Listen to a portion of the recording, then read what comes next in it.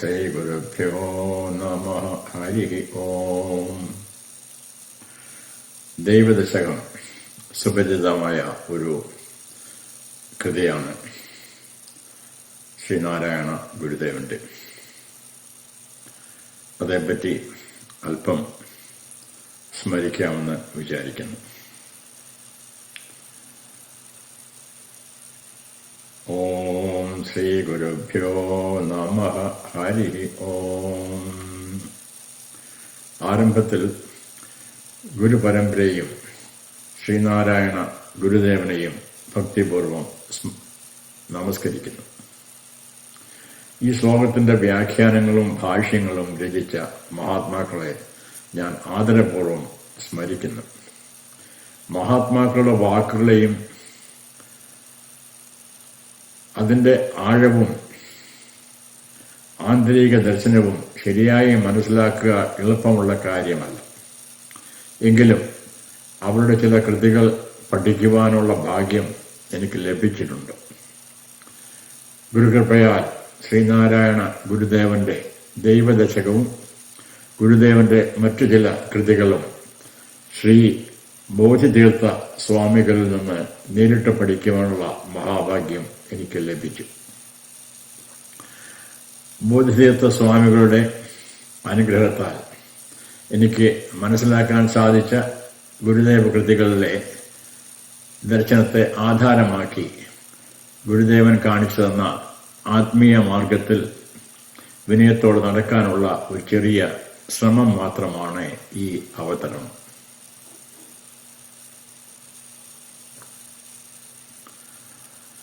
ദൈവദശകത്തിലെ ആദ്യത്തെ ശ്ലോകമാണ് ഇത്. അതാണ് നമ്മൾ ഇന്ന് വിചാരണ ചെയ്യുക. ആദ്യം ആ ശ്ലോകം ഞാൻ ചൊല്ലാം.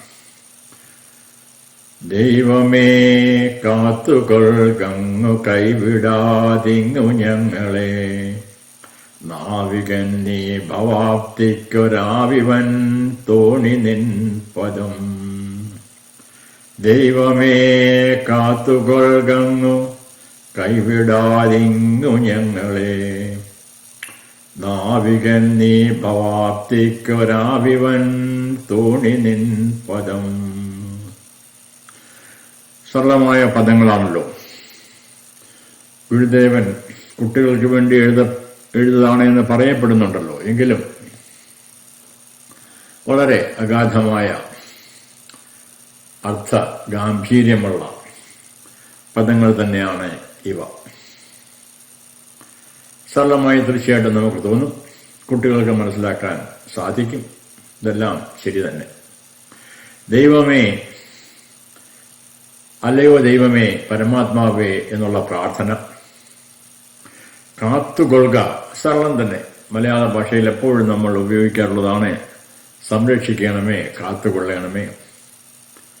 അങ്ങ് ഭഗവാൻ അവിടുന്ന് കൈവിടാതെ, ഉപേക്ഷിക്കാതെ അഥവാ വിട്ടുകളയാതെ ഇങ്ങ് ഈ ലോകത്തിൽ, ഈ സംസാര ജീവിതത്തിൽ എന്ന് നമ്മൾ മനസ്സിലാക്കുക. നമുക്കറിയാം, നമ്മളെ ആരൊക്കെ പ്രാർത്ഥിക്കുന്നോ അവരെയും സമൂഹത്തിലുള്ളവരെയും ബന്ധുമിത്രാദികളെയും ഒക്കെ കൂടി നമ്മെ എന്ന് ഉള്ള സംബോധന ആണ്. നാവികൻ നീയാണ് കപ്പിത്താൻ. എന്തിന്റെ കപ്പിത്താൻ? സംസാര സമുദ്രം കടത്തുന്ന, തരുന്നത് നീയാണ്. ഭവാപ്തി, സംസാര സമുദ്രം. എന്താണ് സംസാര സമുദ്രം? ജനനം, മരണം, സുഖം, ദുഃഖം എന്നിവ നിറഞ്ഞ ഈ ലോക ജീവിതം. ആവിവൻ തോണി, കപ്പൽ പോലെ ശക്തിയുള്ള വലിയ തോണി. സംസാര സമുദ്രം സുരക്ഷിതമായി കടത്തുന്ന ശക്തമായ ഉപാധി എന്ന് മനസ്സിലാക്കുക. നിൻ പദം, നിന്റെ തിരുവടി, നിന്റെ നാമം അഥവാ നിന്റെ ശരണം.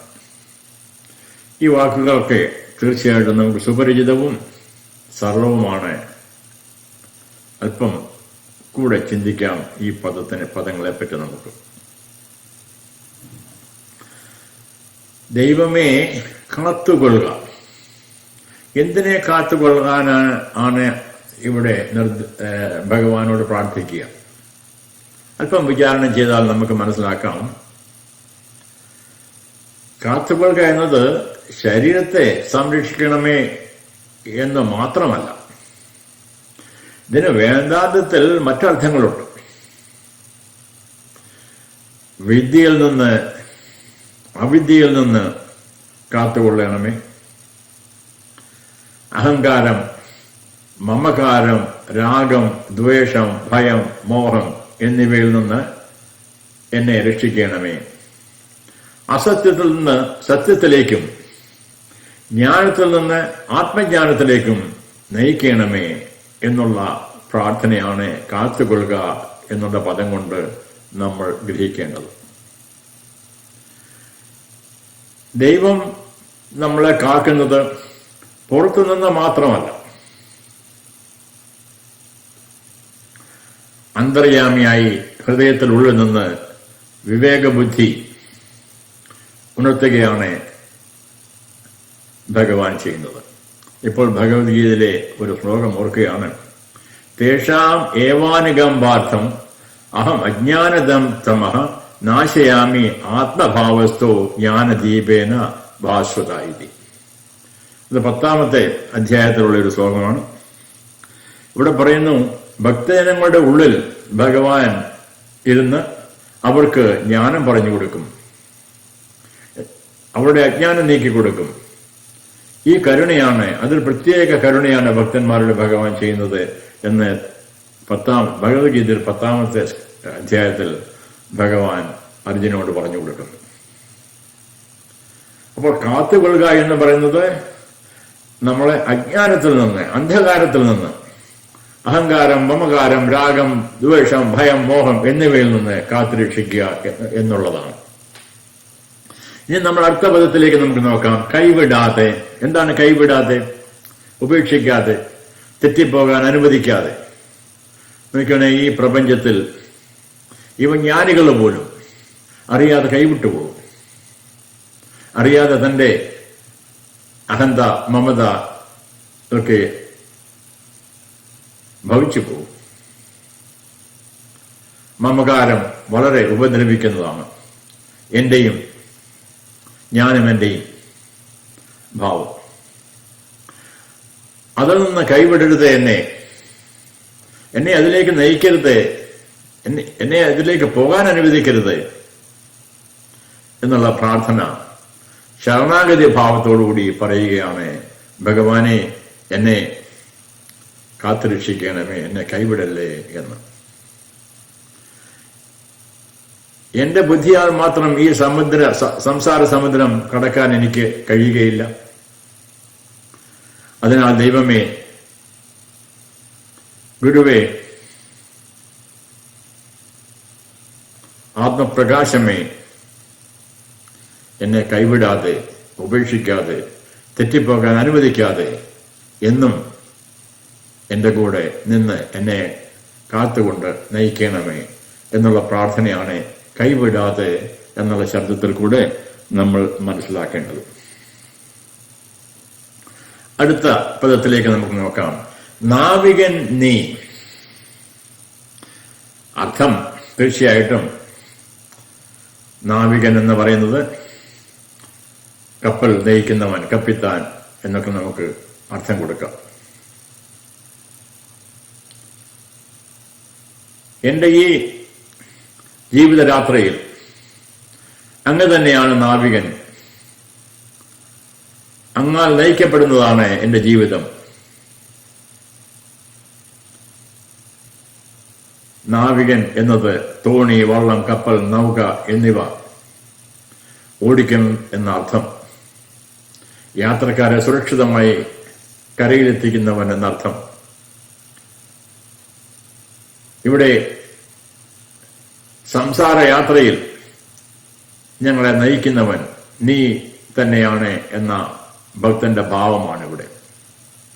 സംസാര സമുദ്രത്തിൽ നിന്ന് മോക്ഷക്കരയിലേക്ക് ജീവനെ കടത്തുന്ന ദൈവം, ഗുരു, അന്തർയാമി ഇവിടെ തന്നെയാണ് അതുതന്നെയാണ് യഥാർത്ഥ നാവികൻ.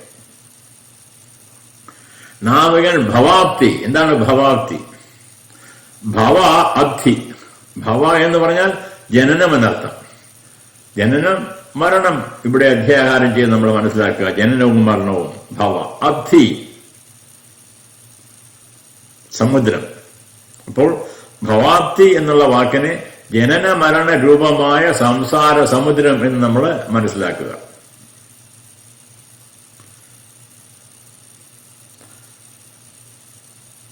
ഭവാപ്തി എന്നത് ഭവസമുദ്രം അഥവാ സംസാര സമുദ്രം എന്ന് നമ്മൾ മനസ്സിലാക്കുക.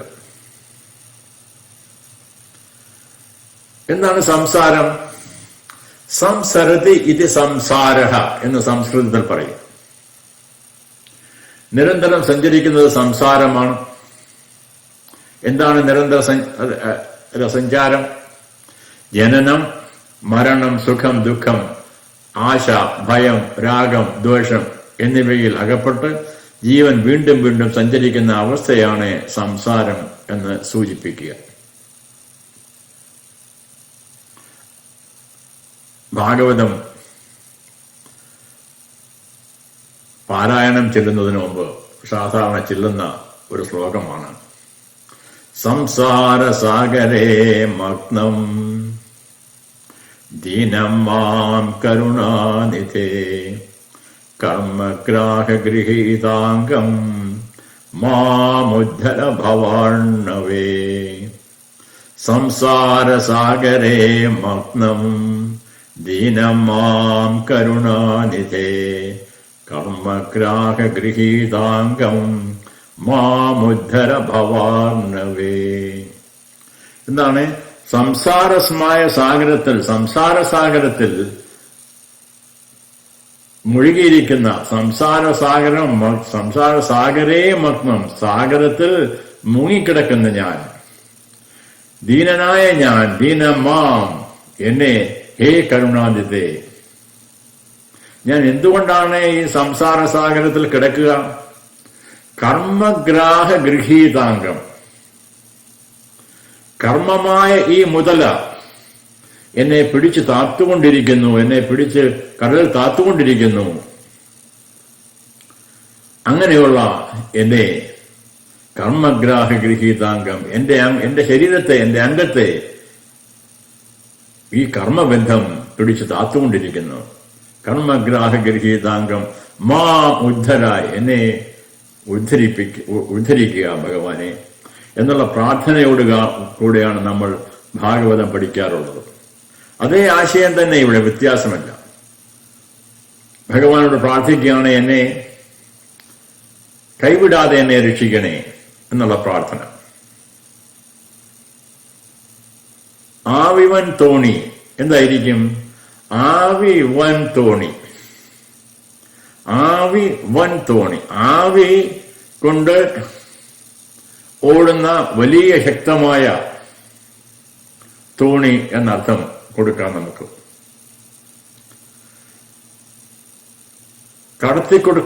കൊടുക്കുന്ന നൗകയാണ് തോണി. ഇത് ആവി കപ്പൽ പോലെയുള്ള ശക്തമായ വലിയ തോണി എന്നാണ് വേദാന്ത ഭാവത്തിൽ മനസ്സിലാക്കേണ്ടത്. ആ ഭഗവാന്റെ പാദം തന്നെയാണ് സംസാര സമുദ്രം കടത്തുന്ന തോണി. ഭഗവാന്റെ കൃപയാണ് ആ തോണിയെ മുമ്പോട്ട് നയിക്കുന്ന ആന്തരിക ശക്തി. നിൻപദം, നിന്റെ പാദം തന്നെയാണ് നമ്മെ കടത്തുന്ന തോണി. നിൻപദം എന്നത് നിന്റെ തിരുവടി, നിന്റെ ശരണം, നിന്റെ നാമം എന്ന അർത്ഥത്തിൽ ഗ്രഹിക്കാം നമുക്ക്. ഭക്തൻ പ്രാർത്ഥിക്കുന്നു, ദൈവമേ, ഈ ഭവാപ്തി കടക്കാൻ നിന്റെ പാദം തന്നെയാണ് ഞങ്ങൾക്ക് സുരക്ഷിതമായ തോണി.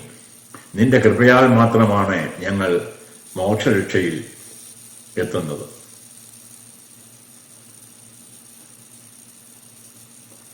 നമുക്ക് ഈ ശ്ലോകവുമായി ബന്ധമുള്ള ഭാഗവത്തിലെ ഒരു ശ്ലോകം ഉച്ചരിക്കുകയുണ്ടായി. അതോടൊപ്പം ഭഗവത്ഗീതയിൽ വീണ്ടും വീണ്ടും ഭഗവാൻ അർജുനന് പറഞ്ഞു കൊടുക്കുന്ന ഒരു സത്യത്തെ തന്നെയാണ് ഇവിടെ നമ്മൾ പഠിച്ചത്. എന്നാൽ ഉപനിഷത്തുകളുമായിട്ട് ഈ പ്രസ്താവനയ്ക്ക്, ഈ പ്രാർത്ഥനയ്ക്ക് ഏത് രീതിയിലുള്ള ബന്ധമാണെന്നുകൂടെ അല്പം നമുക്ക് നിരീക്ഷിക്കാം. ചാന്തോക്യ ഉപനിഷത്തിൽ പറയുന്നു, തരതി ശോകമാത്മവിത്ത്, തരതി ശോകമാത്മവിത്ത്. തരതി പദച്ഛേദം നമ്മൾ ചെയ്ത് പഠിച്ചാലേ സംസ്കൃത പദങ്ങളൊക്കെ പദച്ഛേദം ചെയ്യുമ്പോഴേ നമുക്ക് അതിന്റെ അർത്ഥം ഗ്രഹിക്കാനായിട്ട് സാധിക്കുന്നുള്ളൂ. തരതി ശോകം ആത്മവിത്ത് എന്തായിരിക്കും? തരതി എന്ന് പറഞ്ഞാല് അതിജീവിക്കുന്നു, കടക്കുന്നു. ശോകം നമുക്കറിയാം, മലയാള ഭാഷയിൽ എപ്പോഴും ഉപയോഗിക്കാറുള്ള ഒരു സംസ്കൃത പദമാണല്ലോ അത്. ദുഃഖം, വിഷാദം. ഇവിടെ ശോകം സംസാര ദുഃഖം എന്ന് നമ്മളെ അധ്യാഹാരം ചെയ്ത് മനസ്സിലാക്കേണ്ടതായിരിക്കുന്നു. ആത്മവിത്ത്, ആത്മാവിനെ അറിഞ്ഞവൻ, ആത്മജ്ഞാനി അഥവാ ബ്രഹ്മനിഷ്ഠൻ, ബ്രഹ്മനിഷ്ഠ ഉള്ളവർ, ഇങ്ങനെയൊക്കെ നമുക്ക് മനസ്സിലാക്കാം. ചിലപ്പോൾ മഹാത്മാവ് എന്നുള്ള പദത്തിൽ കൂടെ നമ്മൾ സംബോധന ചെയ്യാറുണ്ട്. ആത്മാവിനെ അറിഞ്ഞവൻ ദുഃഖത്തെ അതിജീവിക്കുന്നു എന്നാണ് ശ്രുതി പറയുക. അതാണ് തരതി ശോകം ആത്മവിത്ത് എന്ന മന്ത്രത്തിന്റെ അർത്ഥം. എന്താണ് വേദാന്ത ഭാവം ഇതിന്? ഞാൻ ശരീരമല്ല, മനസ്സല്ല, ഇന്ദ്രിയങ്ങളല്ല, ഞാൻ നിത്യമായ ചൈതന്യ സ്വരൂപമായ ആത്മാവാണ് എന്ന് വ്യക്തമായി അറിഞ്ഞവൻ ശോകത്തിൽ മുങ്ങിപ്പോകുന്നില്ല. ജനനം, മരണം, സുഖം, ദുഃഖം എന്നിവയാൽ നിറഞ്ഞ സംസാര സമുദ്രത്തെ അവൻ ആത്മജ്ഞാനത്താൽ കടക്കുന്നു.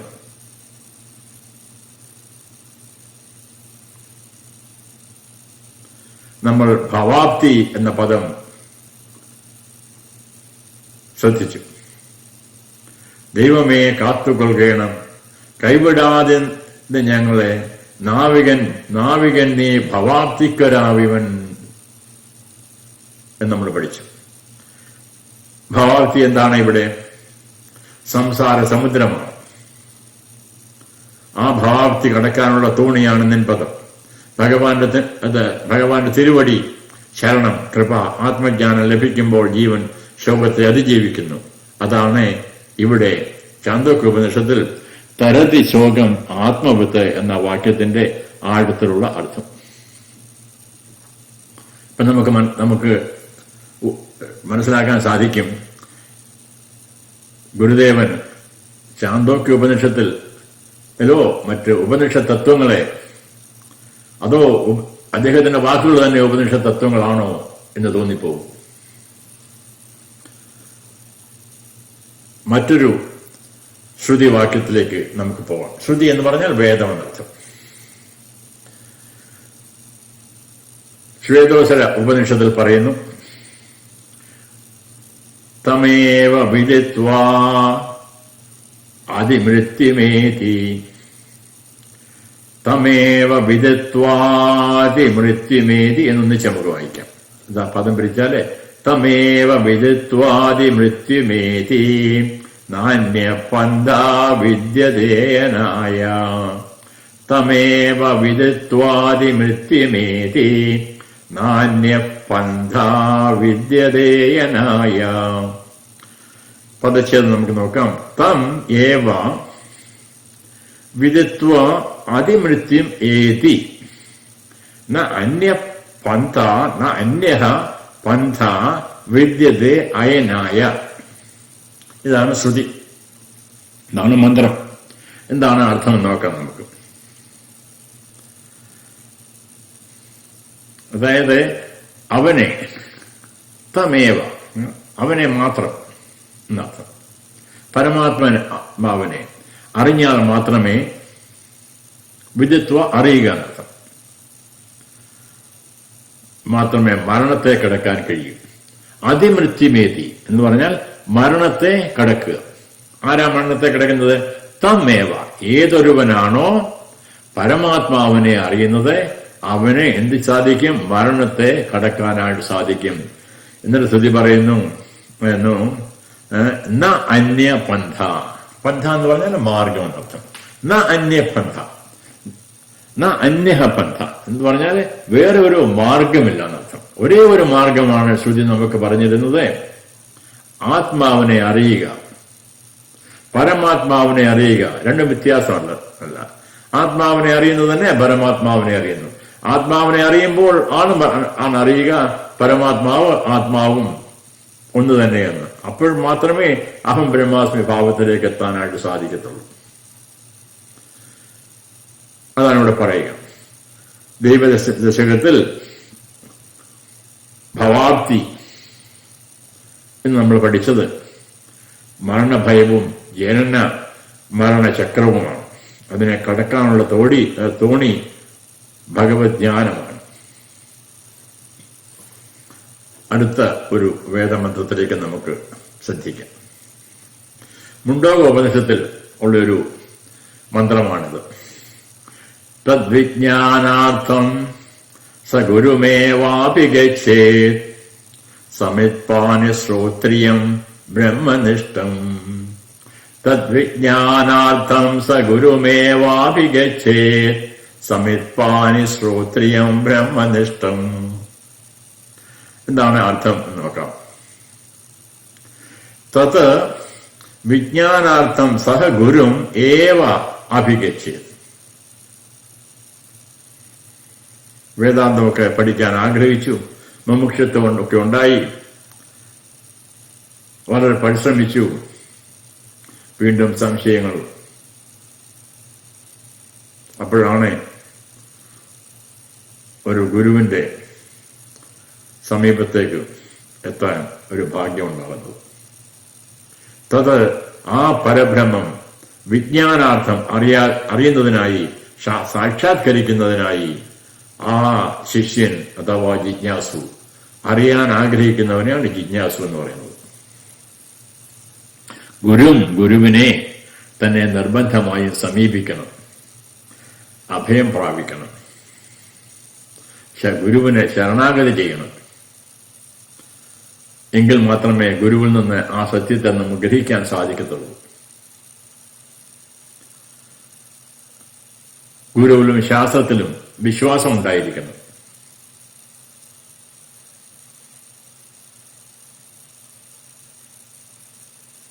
ശങ്കരാചാര്യർ ശ്രദ്ധ എന്നൊരു വാക്ക് ഉപയോഗിക്കും സാധന ചതുഷ്ടയിൽ. ഗുരുവിലും ശാസ്ത്രത്തിലുമുള്ള വിശ്വാസം ആണ് അദ്ദേഹം ശ്രദ്ധ എന്നുള്ള പദം കൊണ്ട് ഉദ്ദേശിക്കുന്നത്.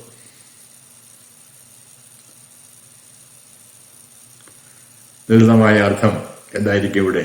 ആ പരമസത്യത്തെ അറിയുവാൻ ജിജ്ഞാസുവായ ശിഷ്യൻ ഗുരുവിനെ തന്നെ സമീപിക്കണം. ദൈവദശകത്തിലെ നാവികന്നി എന്ന വേദാന്തത്തിൽ എന്ന പദത്തിൽ ഭഗവാൻ ആണ് നാവികൻ. ആ ഭഗവാൻ തന്നെ ഗുരുവും ഭഗവാനും തമ്മിൽ വ്യത്യാസമല്ല. ഗുരു ഭഗവാനിലേക്ക് നയിക്കും. ഗുരു ബ്രഹ്മജ്ഞാനി. അതുകൊണ്ടാണല്ലോ നമ്മൾ ചൊല്ലുക ഗുരുർ ബ്രഹ്മ ഗുരുർ വിഷ്ണു ഗുരുദേവോ മഹേശ്വര ഗുരുർ സാക്ഷാത് പരബ്രഹ്മ തസ്മൈ ശ്രീ ഗുരവേ നമഃ. ഗുരുർ ബ്രഹ്മ ഗുരുർ വിഷ്ണു ഗുരുദേവോ മഹേശ്വര ഗുരുർ സാക്ഷാത് പരബ്രഹ്മ തസ്മൈ ശ്രീ ഗുരവേ നമഃ. ആ ഗുരു തന്നെ സാക്ഷാൽ പരമാത്മാവ്. ഗുരുവും സാക്ഷാൽ പരമാത്മാവും തമ്മിൽ ഭിന്നമല്ല. അവിടെ ഗുരുവിനെ ഒരു ശരീരഭാവത്തിലല്ല നമ്മൾ കാണുക.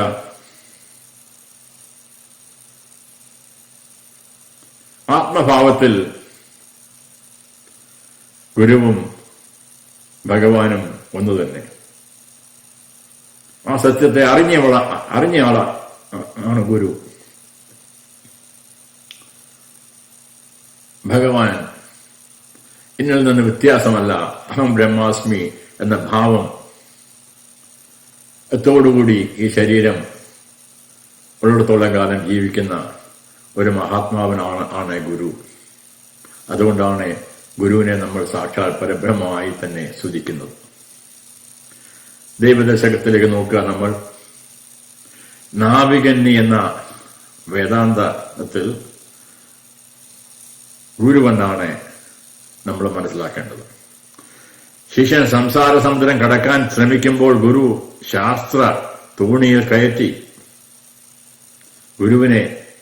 ശിഷ്യനെ ശാസ്ത്ര തോണിയിൽ കയറ്റി ആത്മജ്ഞാനത്തിന്റെ കരയിലേക്ക് ഗുരു കൊണ്ടുപോകുന്നു.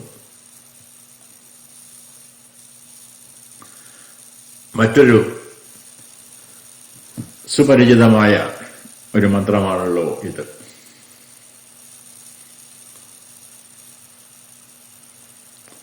ഭഗവത്ഗീതയിൽ നമ്മളൊക്കെ ഇത് കാണാം.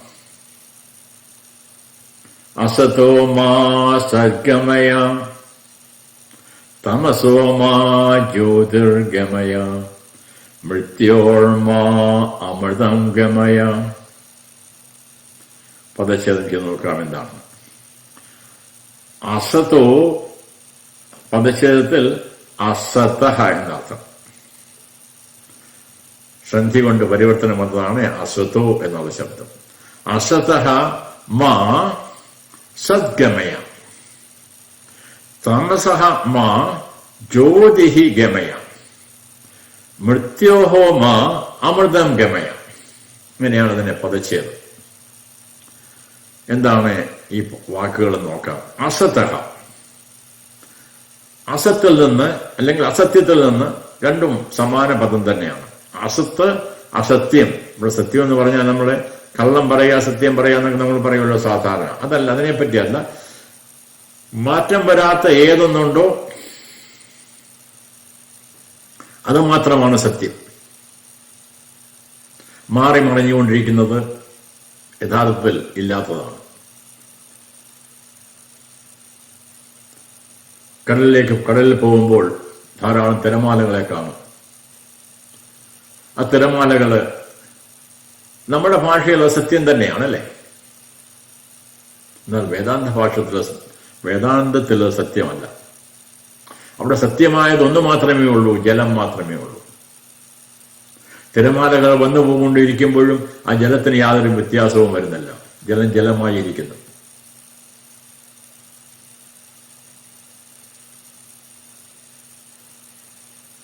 ധാരാളം ആഭരണങ്ങൾ ഉണ്ട്. പക്ഷെ എല്ലാ ആഭരണത്തിലും സ്വർണം മാത്രമാണ്. ഒരിക്കലൊരു സ്വർണ്ണക്കടയിൽ ധാരാളം ജനങ്ങള് ആഭരണമായി വാങ്ങാനായി കൂടി. വലിയ തിരക്ക്. ധാരാളം പല രീതിയിലുള്ള ആകൃതിയിലുള്ള മനോഹരമായ ആഭരണങ്ങളൊക്കെ അവിടെ നിരത്തി വെച്ചിരിക്കുന്നു. ഓരോരുത്തരെടുക്കുന്നു. അതവർക്ക് ഇഷ്ടമാകുന്നില്ല, മറ്റൊന്നെടുക്കുന്നു എന്ന് വേണ്ട, തിരയുകയാണ്. അവരവർക്ക് ഇഷ്ടമുള്ള പല പല രീതിയിലുള്ള ആഭരണങ്ങൾ തിരയുകയാണ്. വാങ്ങുന്നവരെല്ലാം പല രീതിയിലുള്ള ആഭരണങ്ങൾ കണ്ടുകൊണ്ട് വാങ്ങാൻ ആഗ്രഹിച്ചുകൊണ്ടിരിക്കുമ്പോഴാണ് ഒരു മോഷ്ടാവ് അവിടെ എത്തി. പെട്ടെന്ന് ലൈറ്റ് ഓഫ് ചെയ്തു. അദ്ദേഹം പറഞ്ഞു, എല്ലാവരോടും തന്റെ ആയുധം കാണിച്ചുകൊണ്ട് പറഞ്ഞു, എല്ലാവരോടും വെളിയിലിറങ്ങാൻ നിർദ്ദേശിച്ചു. മോഷ്ടാവ് ഏത് ആഭരണമാണ്, ആരാണ് നിർമ്മിച്ചത്, എന്ത് ആകൃതിയാണ് എന്ന് നോക്കുന്നില്ല. അദ്ദേഹം അതെല്ലാം വാരിക്കോരിയെടുത്ത് തന്റെ സഞ്ചിയിലാക്കിക്കൊണ്ട്, ബാഗിലാക്കിക്കൊണ്ട് സ്ഥലം വിട്ടു. അദ്ദേഹത്തിന് അതിന്റെ ആകൃതി അല്ല പ്രാധാന്യം, എല്ലാം സ്വർണം തന്നെയാണ് എന്ന മോഷ്ടാവിന് നല്ല അറിവുണ്ടായിരുന്നു. അദ്ദേഹം സ്വർണത്തെ മാത്രമേ കണ്ടുള്ളൂ. അപ്പോൾ ഏതാണ് സത്യം, ഏതാണ് അസത്യം? ആഭരണങ്ങൾ അവിടെ അസത്യമായി. കാരണം ആഭരണങ്ങൾക്ക് പ്രത്യേകിച്ചൊരു അസ്തിത്വമില്ല. സ്വർണത്തിന് എപ്പോഴും ഒരു അസ്തിത്വമുണ്ട്. അതാണ് അസത്വം സത്യമായുള്ള വ്യത്യാസം. ഇവിടെ പറയുന്നു, അസതഃ സത്യത്തിൽ നിന്ന്, നശ്വരമായിൽ നിന്ന് അഥവാ അവിദ്യയിൽ നിന്ന് എന്നുകൂടി നമുക്ക് അർത്ഥമെടുക്കാം. മാ ഞങ്ങളെ എന്നർത്ഥം. സത്യം നിത്യവും അഥവാ നിത്യമായത് പരബ്രഹ്മ തത്വം. നമ്മുടെ സ്വർണത്തിന്റെയും ആഭരണത്തിന്റെയും കഥയിൽ സ്വർണം സത്യവും ആഭരണം അനിത്യവുമാണ്. ഗമയ എന്ന് പറഞ്ഞാൽ നയിക്കണമേ, എന്നെ നയിക്കണമേ എന്നുള്ള പ്രാർത്ഥന. തമസഹ അന്ധകാരത്തിൽ നിന്ന്, അജ്ഞാനത്തിൽ നിന്ന്. എന്തിന്റെ അന്ധകാരത്തിൽ നിന്ന്? ഞാൻ ഈ ശരീര മനോബുദ്ധികളാണെന്നുള്ള ഭാവത്തിൽ നിന്ന്. യഥാർത്ഥത്തിൽ ഞാൻ ആരാണ് എന്ന് ബോധിക്കാനായിട്ട്, അറിയാനായിട്ട്. നമുക്ക് ഓർക്കാം, നചികേതസ് എന്ന് പറയുന്ന ഒരു കൊച്ചുകുട്ടി യമരാജാവിന്റെ അടുത്ത് എന്ന് ചോദിച്ചു, ഈ മരണത്തിന്റെ സത്യം എന്താണെന്ന് എനിക്ക് പറഞ്ഞതാ. വളരെ നേരം പ്രയത്നിച്ച ശേഷം ആ കുട്ടിക്ക് സത്യം പറഞ്ഞു കൊടുക്കാമെന്ന് യമരാജാവ് സമ്മതിച്ചു. പക്ഷെ കുട്ടി വളരെയധികം പ്രയത്നം ചെയ്തു. യമരാജാവ് പറഞ്ഞു കൊടുക്കാതിരിക്കാനായും വളരെയധികം ശ്രമിച്ചു.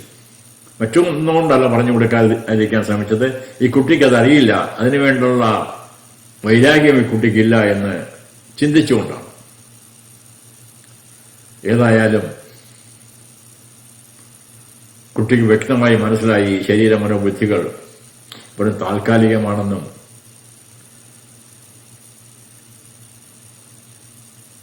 നിത്യമായുള്ളത് ആത്മസ്വരൂപം മാത്രമേ ഉള്ളൂ എന്ന് കുട്ടിക്ക് യമരാജാവ് പറഞ്ഞു കൊടുക്കുന്നതാണ് കഥയുടെ പ്രധാനപ്പെട്ട ഭാഗം, കഥോപനിഷത്തില്. അതുകൊണ്ട് അന്ധകാരത്തിൽ നിന്ന്, അജ്ഞാനത്തിൽ നിന്ന് മാ ഞങ്ങളെ ജ്യോതിഹി പ്രകാശത്തിലേക്ക്, ജ്ഞാനത്തിലേക്ക് നയിക്കണമേ. മൃത്യോഹോ മരണത്തിൽ നിന്ന്, ജന്മ മരണ ചക്രത്തിൽ നിന്ന് ഞങ്ങളെ അമൃതത്വത്തിലേക്ക് മരണമില്ലാത്തതിലേക്ക് ഞങ്ങളെ എത്തിക്കണമേ. ഇല്ലാതെ വരണമേ എന്നുള്ള പ്രാർത്ഥനയാണ് ഇവിടെ. എങ്ങനെയാണ് മരണമില്ലാതെ വരിക? ഞാൻ മരിക്കുന്ന ആളല്ല. മരണം എന്റെ ശരീരത്തിനും എന്റെ സൂക്ഷ്മ ശരീരത്തിന് മാത്രമാണ്. ആത്മാവിന് മരണമില്ല എന്നുള്ള ബോധം, ഞാൻ യഥാർത്ഥത്തിൽ ആത്മാവാണ്, ഞാൻ ഈ ശരീരമല്ല എന്നുള്ള ബോധം ഉണ്ടാകുമ്പോൾ അമൃതത്വത്തിലേക്ക് എത്തുന്നു നമ്മൾ.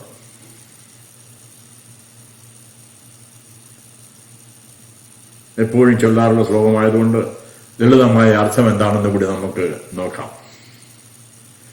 സത്യത്തിൽ നിന്ന് അസത്യത്തിൽ നിന്ന് സത്യത്തിലേക്ക്,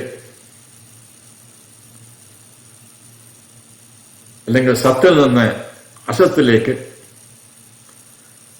തിരിച്ച് അസത്തിൽ നിന്ന് സത്യത്തിലേക്ക് എന്നെ നയിക്കണമേ. അസത്തിൽ നിന്ന് സത്യത്തിലേക്ക് എന്നെ നയിക്കണമേ, അഥവാ അസത്യത്തിൽ നിന്ന് സത്യത്തിലേക്ക് എന്നെ നയിക്കണമേ. ജ്ഞാനത്തിന്റെ അന്ധകാരത്തിൽ നിന്ന്, അജ്ഞാനത്തിന്റെ അന്ധകാരത്തിൽ നിന്ന് ജ്ഞാനത്തിന്റെ പ്രകാശത്തിലേക്ക് എന്നെ നയിക്കണമേ. അജ്ഞാനത്തിന്റെ അന്ധകാരത്തിൽ നിന്ന് ജ്ഞാനത്തിന്റെ പ്രകാശത്തിലേക്ക് എന്നെ നയിക്കണമേ. മരണബന്ധത്തിൽ നിന്ന് അമൃതമായ മോക്ഷപദത്തിലേക്ക് എന്നെ നയിക്കണമേ. ഭാവാർത്ഥം, ഇവിടെ അസത്ത് എന്ന് പറയുന്നത് ശരീരം, മനസ്സ്, ലോകം മാറിക്കൊണ്ടിരിക്കുന്ന നശ്വരമായ വസ്തുക്കളെയാണ് സൂചിപ്പിക്കുന്നത്. സത്ത് എന്ന് ഒരിക്കലും നശിക്കാത്ത ആത്മതത്വം, ബ്രഹ്മം. അതിനാൽ ഈ പ്രാർത്ഥനയുടെ ആഴത്തിലുള്ള അർത്ഥം, ഭഗവാനെ ഞാൻ ശരീരവും മനസ്സുമല്ല, ഞാൻ നിത്യ ശുദ്ധ ബദ്ധമുക്തനായ ആത്മാവാണ് എന്ന ജ്ഞാനത്തിലേക്ക് എന്നെ നയിക്കണമേ എന്നുള്ള പ്രാർത്ഥനയാണ് അസതോമ സദ്ഗമയ, തമസോമ ജ്യോതിർഗമയ, മൃത്യോർമ അമൃതംഗമയ എന്ന് നമ്മൾ സാധാരണ ചൊല്ലാറുള്ള മന്ത്രം. ദൈവദശകത്തിലെ ഈ ശ്ലോകവും ഈ പ്രാർത്ഥന തന്നെയാണ്. ദൈവമേ, ഞങ്ങളെ കൈവിടാതെ സംസാര സമുദ്രം കടത്തി അമൃതപദത്തിലേക്ക് നയിക്കണമേ എന്നുള്ള പ്രാർത്ഥനയാണ്. ദൈവമേ കാത്തുകൊള്ളണമേ എന്നുള്ള പ്രാർത്ഥന. സംസാരം സമുദ്രമാണ്, ദൈവം അഥവാ ഗുരു നാവികനാണ്, ഭഗവാന്റെ പാദം തോണിയാണ്, ആത്മജ്ഞാനം മറുകരയാണ്. ഓം ശാന്തി ശാന്തി ശാന്തി. ദൈവമേ കാത്തുകൊള്ളങ്ങു, കൈവിടാതിങ്ങു ഞങ്ങളെ. നാവികൻ നീ ഭവാപ്തിക്കൊരാവിവൻ തോണി നിൻ പദം. ദൈവമേ കാത്തുകൊള്ളങ്ങു, കൈവിടാതിങ്ങു ഞങ്ങളെ. നാവികൻ നീ ഭവാപ്തിക്കൊരാവിവൻ തോണി നിൻ പദം. ഓം സർവേ ഭവന്തു സുഖിനഃ, സർവേ സന്തു നിരാമയാഃ, സർവേ ഭദ്രാണി പശ്യന്തു, മാ കശ്ചിത് ദുഃഖഭാഗ് ഭവേത്. ഓം ശാന്തി ശാന്തി ശാന്തി. ഓം ശ്രീ ഗുരുഭ്യോ നമഃ. ഹരി ഓം.